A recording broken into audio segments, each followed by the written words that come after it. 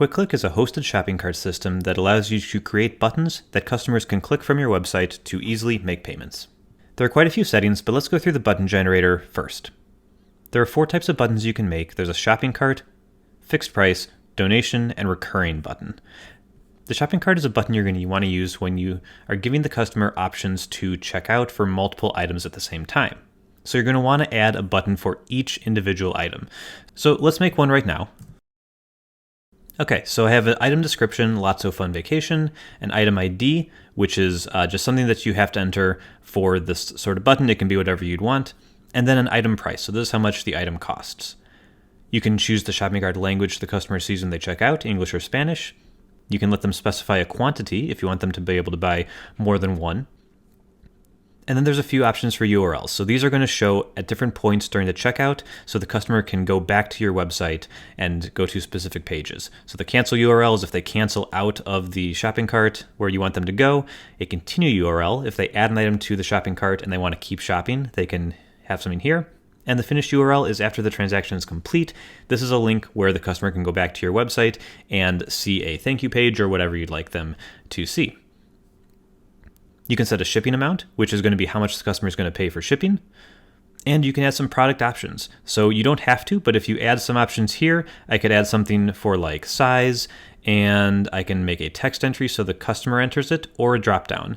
So the size is going to be small, medium, or large, for example. So with these entered, when the customer checks out, they're going to see an option for size and be able to choose one of these options. Each option should be on its own line. And there's key verification, which I'll talk about in a second, but effectively you want to always keep this on. It's going to make sure that your checkout experience is as secure as possible. So when I create the button, this gives me a couple things. I get an add to cart section and a view cart. So the add to cart is going to give me HTML code that I can put on my website, which is going to render as a button, and a link alternative, which is just a web link that'll go to the checkout page, which will, in this case, go to the add a item to the shopping cart page, and we'll let them check out from there. If I want to have a button on my site to just view the cart without adding a new item, I can use this code or this link, and that'll do that. The second button type is the fixed price button. This one is much simpler. All you have to do is enter an item description. We'll do test, we'll do testing product, and set a price. We'll just make this $5. Again, you can set the language to English or Spanish, have a finish URL, so after they check out and see a receipt that their transaction was successful, you can send them back to your website, and I can create this button. In this case, I just get a button code that'll generate a button that says buy now. You can change this to whatever you'd like, but you can just copy it from here, or a link to take you directly to the page. After that is the donation style button. This is even simpler. All you give the customer is a name, so donation is what I'll call it, and set the language. In this case, you can give them the option to set a recurring payment, so they can either give in a one-time payment, or if you check this box, it'll give them the option to either do a single donation or make a recurring one, and it'll give them the option to make a weekly, monthly, quarterly, biannually, or annual donation, and then how many times they want it to happen. 3 times, 12 times, unlimited times, whatever they want. So you don't have to check that, but if you do, it'll give them the option to set a recurring donation up. All these are very similar. When you create the button, it'll do exactly like the fixed price with button code and a link that will take you to the same page. And the final type is the recurring payments type. If you go down here, you can select a plan and you just tell us what plan you want to associate this with. So when someone checks out with this button, they're going to be assigned to the plan called The Plan, which is a boring name, but is the plan that is going to be assigned to this button. And we give you a description of what the plan does. So this is a $12 every 30 days until canceled plan. So they'll be charged $12 up front, and then 30 days later, and every 30 days, they'll be charged that $12 until it's canceled.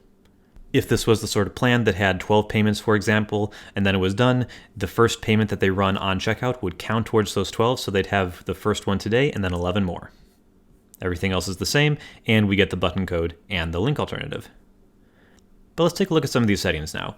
First up is look and feel. So if you don't like the look and feel of the checkout page, you can modify that here. All you have to do is go to Add Profile, And then you can change colors, you can add a header URL or footer URL. These are going to be links to files, such as HTML files, CSS files, or images. Most people use this for images, and basically this will display whatever you link to above or below the checkout form that the customer fills out. The header text this is just HTML, so you can put whatever you want. So let's do hello, and that's just going to display as text. Or I can put in some HTML, and now it's styled text. So you can put anything in there you'd like. It's just an HTML box, and whatever you put will display. When you save that, make sure you give it a name. We'll call it custom1. And when I save it, it now shows up as an option. And when I make it default, all of my buttons, whether I made them previously or afterwards, will start using that profile. Next up, we've got customer information. This is going to let you choose what information you want us to ask the customer to fill out on checkout. You can customize it to a great deal, including shipping information, any merchant-defined fields. I have one right here. Those will be shown or hidden or optional, whatever you want. And you can change it to be as strict or as loose as you want. Any of these can be set to required, optional, or hidden, and you can just choose whatever makes the most sense for your checkout flow. Payment methods lets you choose whether you want credit card and or checks to be accepted through the Quickclick checkout. You can choose one or the other, or both, or neither. Neither won't really work, but you can choose one or the other, and then that will work perfectly fine. If you don't have one of these as an option on your account, then you won't see them, of course. Security is where you can go to change whether you want a security key to validate the information. Basically, you want to always have this on. This makes sure that the customer cannot make any changes to amounts, for example, and it assures that whatever you intended the button to do, that's how much it's going to charge, and that's what items it's going to be associated with. So we recommend always keeping this turned on. You can enable or disable CAPTCHA. It's enabled by default, and that's where the customer must prove that they're not a robot, usually by clicking just a checkbox. Occasionally it'll ask them to pick out cars or something on the street. We recommend you keep that on to make sure that you don't have card spinners or anything trying to check out on your page, only real people. Next up, we have tax. So you can set specific tax rates for specific states and provinces. Now, this is only going to apply to shopping cart buttons, but you can make it so that people from, in this case, Florida pay an 8% tax over whatever amount the button was for, and people checking out in Hawaii get 6%. Everyone else will have no tax associated with them, so you'd have to enter them individually here for each amount. Let's say in Massachusetts, we want 3.5, and then you save it, so now Massachusetts people will also pay a little bit more. Then we have shipping. Shipping is similar. This effectively lets you set up thresholds. So thresholds are the minimum amount. So if a transaction is processed, and again, this is shopping cart only. If a transaction is processed for, let's say, $10, that's going to hit this first threshold because this is greater than 0, but less than 50. So the domestic rate for shipping is going to be $10 added onto the transaction. And if it's outside the US, it's going to be 15. You may also optionally let them select what shipping type they'd like, ground, 3-day, 2-day, or next day, and you can mark up these amounts by a certain percentage. So if, for example, a customer is checking out for that $10 item and they're in the US, they're going to be in this threshold, so $10 shipping will be added. And then if they choose next day air, we're going to add 40% onto that $10. So that'll be $14 in shipping on top of the $10 product, so they'll end up paying $24 total.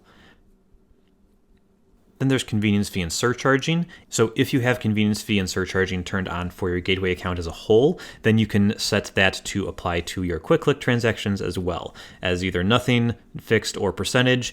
And then when the customer is checking out, you can decide whether the line item on the checkout page that shows them this additional amount will show as surcharge or convenience fee. It's not going to change how much is done, but it's going to determine how it actually looks to the customer.